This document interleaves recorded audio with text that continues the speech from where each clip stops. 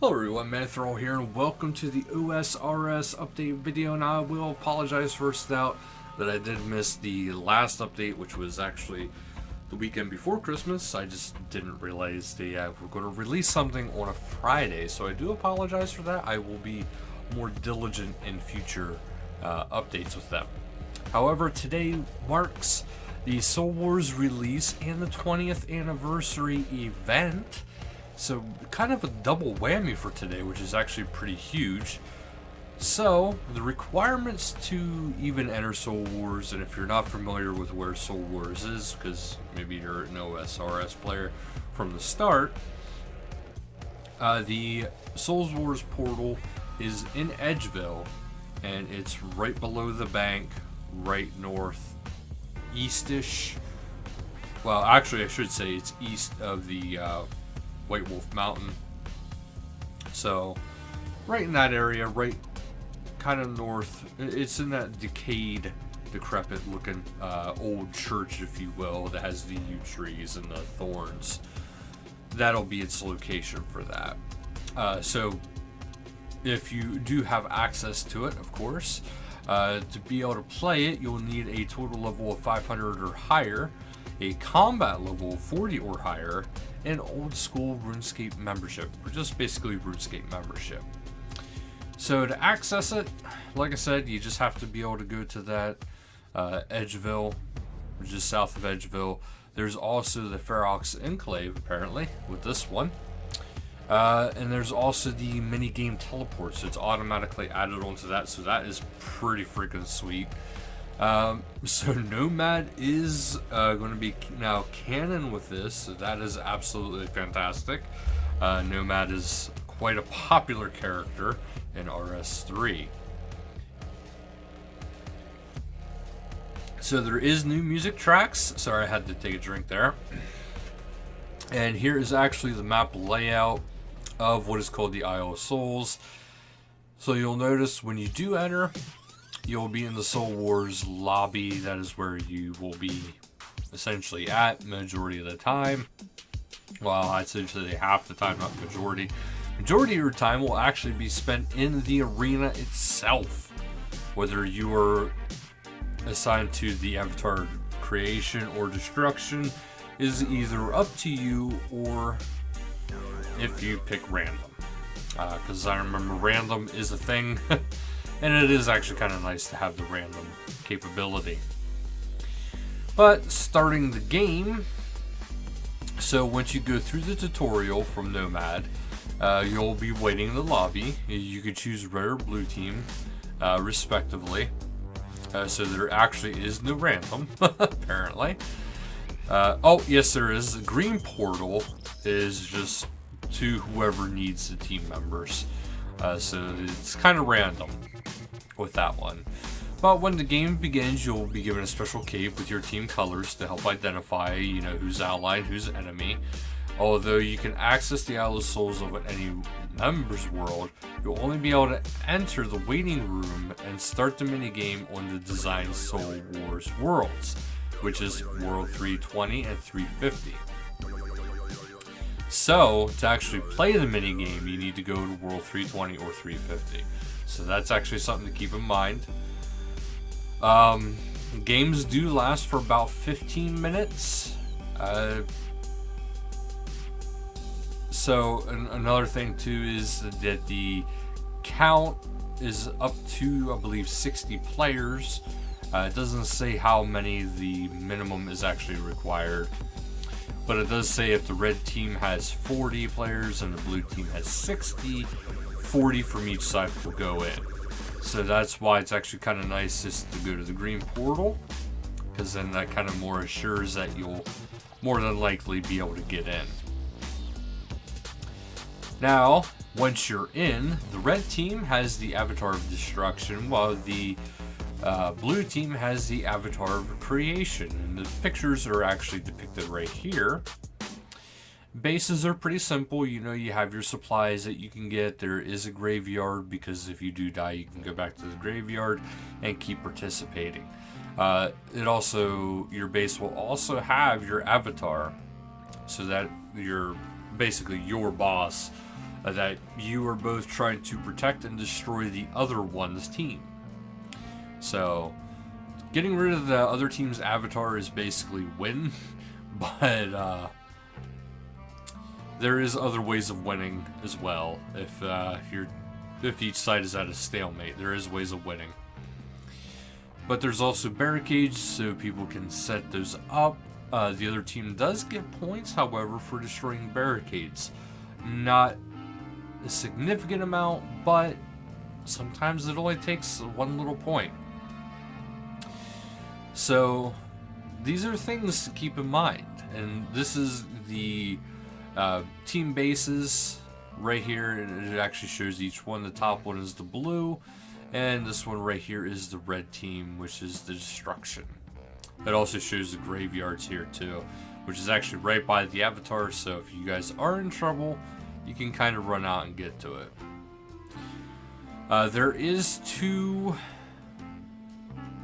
both capturable graveyards have 2 exit points, so there actually is the western and eastern graveyards, so you can actually capture those and kind of, maybe help your team get to the avatar easier if so need be.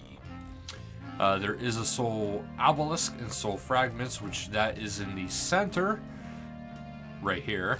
You could charge that up, and that actually is a good way of getting points for your team.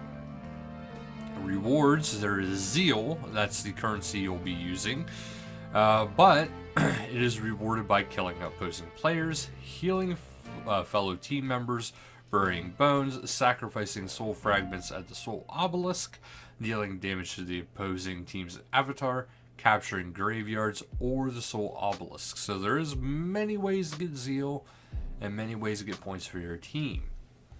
The following things will boost activity bar, but will only reward small amounts of zeal, killing NPCs and destroying barricades. So they can actually have an impact.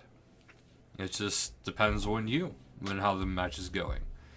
There is a reward shop, of course. We have the experience, which you get attack, defense, magic, prayer, hit points, constitution, ranged, and strength.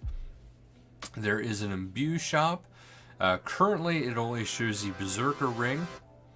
And finally, there's an other category where you can get the soul cape, Ectoplasmator, which is new to OSRS, and the spoils of war. So the experience, you get, looks like it's across the board. Oh, no, not quite across the board. But for attack, defense, strength, and hit points, you get 384 per ticket. You get 352 per token on magic, 192 XP per token for prayer, and 352 XP per token for ranged. Now, imbues. So, it says, although the system functionally identical to the one in the Nightmare Zone, you can't trade imbue items between the two shops. So that's something to kind of keep in mind. This imbue is specific to this shop, and the other imbues from the Nightmare Zone will stay specific to that one. The Soul Cape, it actually looks pretty cool. I'm not sure if people remember it from the RS3, but it is actually pretty cool. So, also it's a fun item.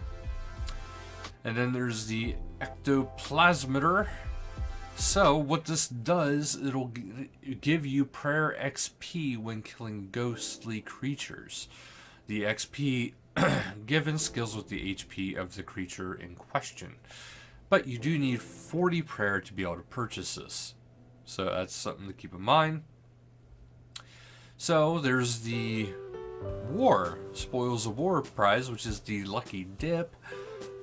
So you can take this, and it says all new Soul Wars loot table. So it doesn't say, I can't talk tonight, guys. It doesn't say specifically what is in it, but it does have a all new Soul Wars loot table. So that's something to keep in mind. And then also keep in mind there is the Avatar Pet, which also takes part in the Lucky Dip. So keep in mind, it's hard to get. Otherwise, we have the 20th anniversary event, which is actually astonishing that this has come to be. So, this time around, the Wizard Grey Zags is the true master of summoning at the Wizard's Tower, but he's got his eyes on an even bigger prize. He's heard of the city-ravaging demons of the Third Age, and he wants to get his hands on them. So, he kind of went wrong, and instead of mining the history of Gilnor, he's tapped into the history of RuneScape itself. And instead of the fearsome demon, he wound up with the loquacious gnome child, back from the days when gnomes still had green skin, more goblin-like.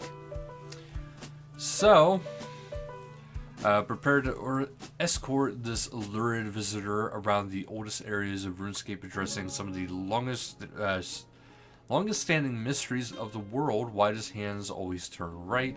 Why does a cook need so many people to bring cake ingredients? Is Bob? Is there something special about cabbage? Can gnome child have the wise old man's hat, please? So there's a lot to going on, and there's a nice little image here at the end where it says whether you've been playing since the dawn of RuneScape Classic or fresh face of the world. They hope you enjoy this event, and it could be pretty cool, but it does actually have a pretty neat reward at the end of it. You can unlock the chapel style for your player-owned house, which unlocks the gnome child skin as a hat. So instead of all the other things that you can unlock or you can make for your prayer altar, you will now be able to make a gnome child stained glass and all those kind of icons and stuff to really change up your chapel. Don't forget Trailblazer 2, well, Leagues 2, Trailblazer is still going on, or coming to an end rather, here pretty shortly. So don't forget to check it out, finish up what you need to finish. It has been very interesting indeed. But don't forget to enjoy the shop, check it out, get your rewards. Don't forget, because that is coming up here pretty shortly, if it hasn't already. I forget what day exactly it ended, or ends. Sorry. This has been going on for so long, but there is a lot you can do for your trophy room. But there's a lot of cool stuff you can get to display to show your progress throughout the leagues. Rankings. The end of the league also means they have the final rankings. The drum roll is 56,310 for Dragon, 35,680 for Rune, 18,720 for Adamant, 6,480 for Mithril, 2,000 for Steel, Iron is 510, and Bronze is 100.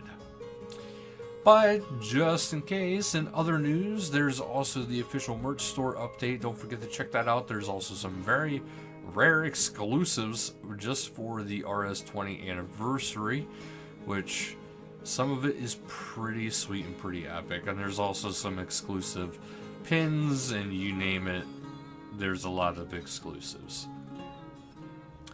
But as for the PvP World Rota, the PvP World Rota has moved to Period A. The host for the high-risk PvP World will be World 343 Germany. The host for the standard PvP World will be World 324 US West.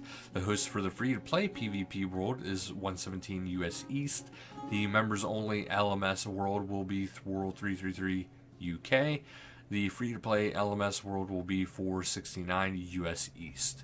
They recently removed a free-to-play 750 skill total world from US East, which we now have they have now replaced with World 393, based in the same location.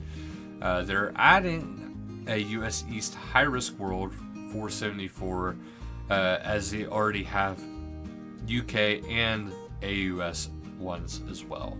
Other news, the holiday is officially over, so things have been reverted back to normal. But the other changes include lighting in a decorated fireplace in your house will no longer cause the decorations to vanish. The Last Man Standing reward shop now has a pin protection. Mac will now ask whether you want to sell your Maxcape when you use it on him. A stray Tyrannon tree has been removed from Birthday Rot and replaced with some more appropriate flora. Streamline the process of taking multiple bellows from Rant's chest. And that's actually it, guys. There's a lot going on today, so do check out Soul Wars and do check out the holiday or the anniversary events. So thank you guys so much for watching, and until next time, later, guys.